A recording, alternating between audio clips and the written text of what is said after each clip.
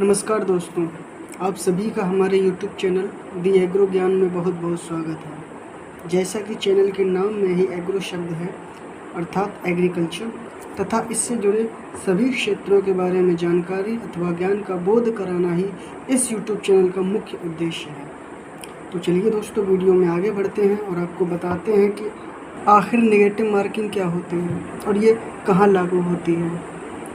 Video में आगे बढ़ने से पहले मैं आपसे एक निवेदन करना चाहूँगा कि यदि आपने अभी तक हमारे YouTube चैनल को सब्सक्राइब नहीं किया है तो इस चैनल को सब्सक्राइब कर लें और यदि आपको ये वीडियो अच्छा लगे तो एक लाइक करिए। तो चलिए दोस्तों, वीडियो में आगे बढ़ते हैं और आपको बताएंगे कि नेगेटिव मार्किंग क्या होती है। तो दोस्तों, आज हम बात करने वाले हैं नेगेटिव मार्किंग के बारे में। मान लीजिए ये आपका एक प्रश्न पत्र है, इसमें आपका इधर टाइम दे रखा है 2 आवर। कितना? 2 आवर। 2 घंटे में आपको ये पूरा प्रश्न पत्र हल करना होगा। मान लीजिए ये एक प्रश्न पत्र है, मैं पहले ही बता चुका हूँ। यहाँ पे आपका मैक्सिमम मार्क्स दे रखे होंगे, अधिकतम अंक यहाँ दे रखे हैं, मान लीजिए 400। इधर कुछ नोट्स दे रखे होते हैं, कुछ पॉइंट्स दे रखे हो जिनको पढ़ना अति आवश्यक है। मान लीजिए पहला पॉइंट दे रखा है कि in this paper there have 100 questions। इस प्रश्न पत्र में 100 प्रश्न हैं। दूसरा पॉइंट दे रखा है each question has 4 marks। प्रत्येक प्रश्न आपका 4 अंक का होगा। 4 गुणा 400 बराबर 4 गुणा 100 बराबर 400। तीसरा पॉइंट दे रखा है 1 mark will be deducted to each incorrect answer.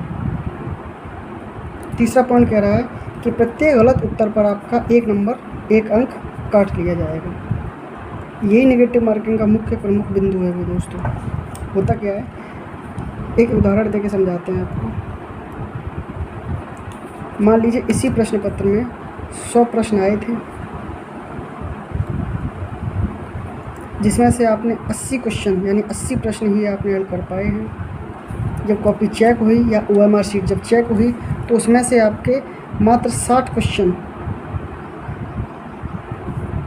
सही निकले हैं, करेक्ट निकले हैं। बाकी के 20 क्वेश्चन आपके गलत हो गए। फिर से सुन लीजिए दोस्तों, 100 प्रश्न आए थे इस प्रश्न पत्र में, जिसमें से आपने 80 प्रश्न हल किए हैं।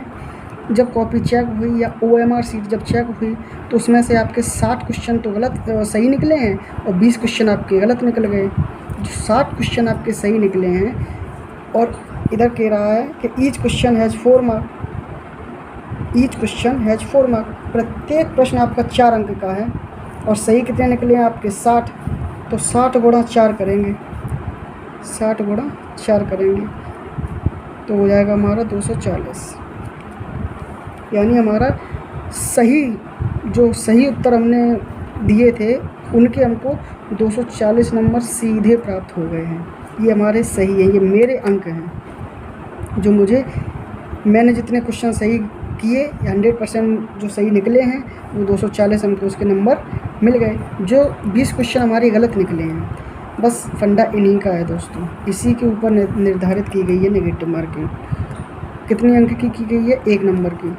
आपके जो 20 क्वेश्चन गलत निकले हैं तो 20 गुणा 1 करेंगे। ये 1 क्यों किया? क्योंकि 1 नंबर की हमारी नेगेटिव मार्किंग रखी गई है। यहाँ अगर 2 नंबर की रखी गई होती तो हम 2 का गुणा कर लेते। किसमें? जितने हमारे गलत उत्तर गए हैं उसमें। हमारे अभी 20 क्वेश्चन गलत गए हैं और नेगेटिव मार्किंग दे रखी है 1 नंबर की, तो हम 20 गुणा 1 करेंगे तो कितना हो जाएगा? 20 गुणा 1 बराबर 20। यानी हमको 20 नंबर इसमें से अभी और नेगेटिव मार्किंग के निर्धारित के अनुसार 20 नंबर हमें और कम करने होंगे, जो हमको कुल प्राप्त नंबर हुए हैं। इसकी दोस्तों एक परिभाषा है, इसकी नेगेटिव मार्किंग की एक परिभाषा है। परिभाषा क्या कहती है दोस्तों, सुनिए। नेगेटिव मार्किंग सभी प्रमुख प्रतियोगी परीक्षाओं में लागू की गई एक स्कोरिंग योजना है जिसमें गलत उत्तरों के लिए कुल प्राप्त अंकों में से निर्धारित अंक काट लिए जाते हैं। निर्धारित अंक कितने रखे गए हैं? 1 नंबर की नेगेटिव मार्किंग निर्धारित की गई है। तो निर्धारित की गई नेगेटिव मार्किंग को हम जितने क्वेश्चन गलत गए हैं उसको हम जब गुणा करेंगे तो हमारे ये निर्धारित अंक हमको निकल के आ जाएंगे। यही निर्धारित अंक हमारे कुल प्राप्त अंकों में से माइनस किए जाएंगे। तो हम जब इसमें से माइनस करेंगे 20 तो हमारे पास आ जाएगा 220, यानी जो 220 नंबर हमको शुद्ध रूप से प्राप्त हो गए हैं। यानी हमने जब 80 क्वेश्चन किए थे तो उसमें से हमारे 220 नंबर आए हैं। 80 प्रश्न हमारे करने पर 220 नंबर आए हैं।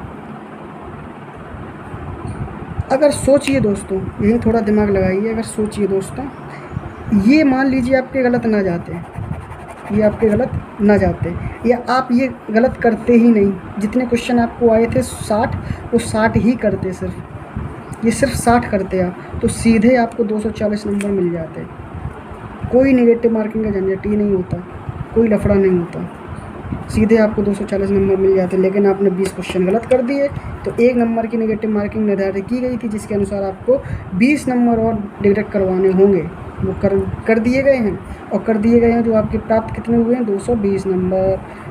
अब कहाँ 240 और 220, बहुत बड़ा अंतर है। इसी में फाइट हो जाती है, ऊपर नीचे हो जाती है बच्चे। तो दोस्तों यही था नेगेटिव मार्किंग का मुख्य फंडा।